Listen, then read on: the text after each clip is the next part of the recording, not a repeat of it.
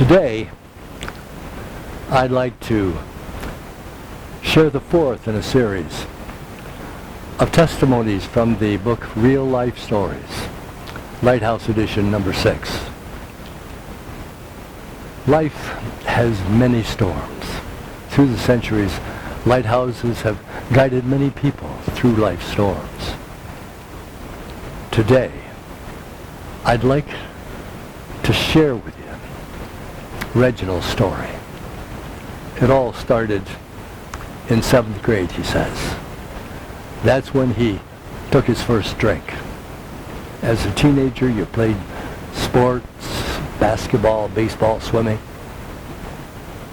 But he was told by the doctors not to play football and baseball because of problems with his knees.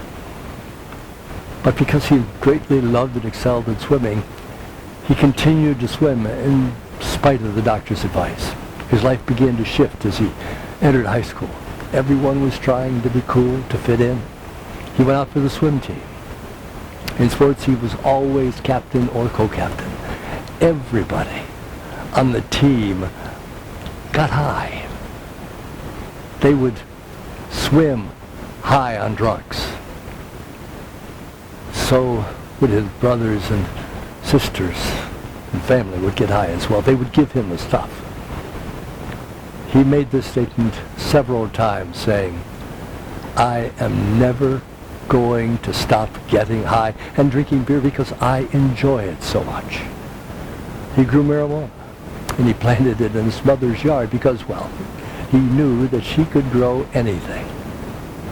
He tried selling it, but God had other plans for his life. He knew he didn't fit in, but he tried. After graduating from high school, he didn't want to go to college. He got a job working with his sister in the Ambassador East Hotel. During the summer months, he worked as a lifeguard. Both jobs provided a means to meet other people, some famous, but also to get involved with things that he shouldn't have been involved with. His mother and older sister had gotten saved first. His sister would always ask him to go to church with her. And every time he would come up with the same answer. Sis, I am not ready for church. But she kept on asking, and he kept saying the same thing. Meanwhile, he was getting tired of the life he was living. He knew he didn't belong. He knew that there was something better, but he didn't know what. His mother's church was having a revival. He would drive her to the service and drop her off every night. One particular night, they asked him to go with them. He finally relented and went. Evangelist John from Kansas City was running the revival on 67th Street in Chicago. At first, nothing happened. But afterwards, he saw his nephew give his life to Jesus and get saved. He wanted that. They grew up together. They used to get high together. But now he wanted what he had. He'll never forget it. It's as fresh today as it was 33 years ago. He wanted God so badly. He went into the bathroom and prayed. He cried out to God and said, Lord, this is the last night of the revival, and I'm not leaving here without having you in my life. God saved and filled him with the Holy Spirit that night. That night he was free from drinking beer and getting high. He needed no treatments. He used to drive around with beer in his car. He went from a trunk full of beer to a trunk full of donuts and milk. Shortly after that, God connected him with a Bible teacher who taught the end times. He attended those classes for several years when God called the Bible teacher to pastor. Reginald went and served as one of his ministers. During that time, he became ill and he was unable to walk. He was diagnosed with a crippling disease called polyarthritis and a heart condition called rheumatic fever. One day, the nurse came in made a statement. She said, "You call yourself a preacher?" He knew what she was saying. Although he had never heard of any teaching on healing, that night as he prayed, God healed him instantly. The fever broke, the swelling in both knees was gone. Making Jesus his personal Savior was the best thing he had ever done. Without Jesus, he would have been dead. His life has forever changed.